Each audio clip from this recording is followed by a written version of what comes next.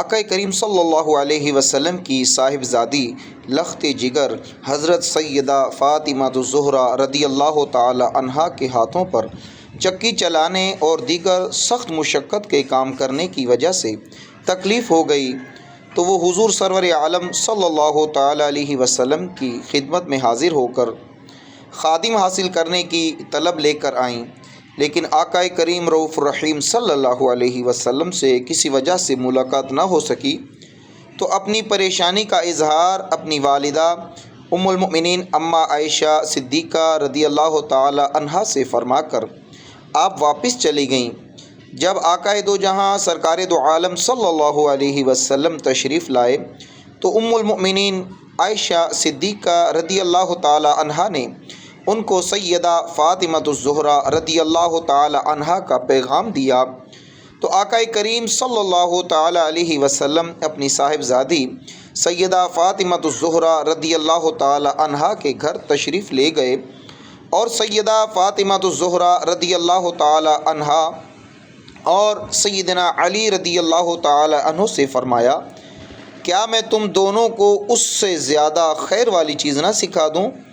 اور وہ یہ ہے کہ جب تم دونوں اپنے بستر پر جاؤ تو 34 مرتبہ اللہ اکبر کہا کرو، 33 مرتبہ سبحان اللہ کہا کرو اور 33 مرتبہ الحمدللہ پڑھا کرو۔ یہ تم دونوں کے لیے خادم سے زیادہ خیر والا کام ہے، بحوالہ بخاری شریف۔ محترم دوستو، آپ دیکھیں آقا کریم صلی اللہ علیہ وسلم نے اپنی لخت جگر کو خادم نہیں دیا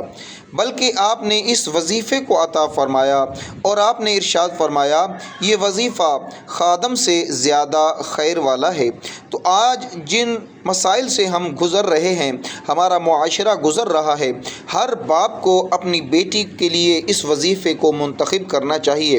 جہاں لاکھوں روپے کا جہیز دے کر بھی گھر آباد نہیں ہو رہے، وہاں اس وظیفے کو ضرور آزمائیں۔ آپ اس وظیفے کو ایک مرتبہ ضرور آزمائیں۔ آپ آزمائیں گے تو آپ خود محسوس کریں گے کہ آقا کریم صلی اللہ علیہ وسلم کی سنت میں کتنا فائدہ ہے۔ آج ہم کہتے ہیں کہ ہماری بیٹی کو سسرال میں بڑی تکلیف ہے، سسرال میں بڑی پریشانی ہے، لیکن کبھی آپ نے ان کو آقا کریم صلی اللہ علیہ وسلم کی لخت جگر صاحبزادی سیدہ فاطمہ الزہرا رضی اللہ تعالی عنہا کی زندگی کے بارے میں نہیں بتایا کہ کتنی سخت مشقت کے کام بھی اپنے ہاتھوں سے کرتی تھیں، لیکن آقا کریم صلی اللہ علیہ وسلم نے ان کو خادم دینے کے بجائے اس وظیفے کو عطا فرما کر فرمایا یہ وظیفہ تمہارے لیے خادم سے زیادہ خیر والا ہے۔ تو ہم سب کو بھی اس پر عمل کرنا چاہیے۔ اس وظیفے کو پڑھنے سے پہلے اول و آخر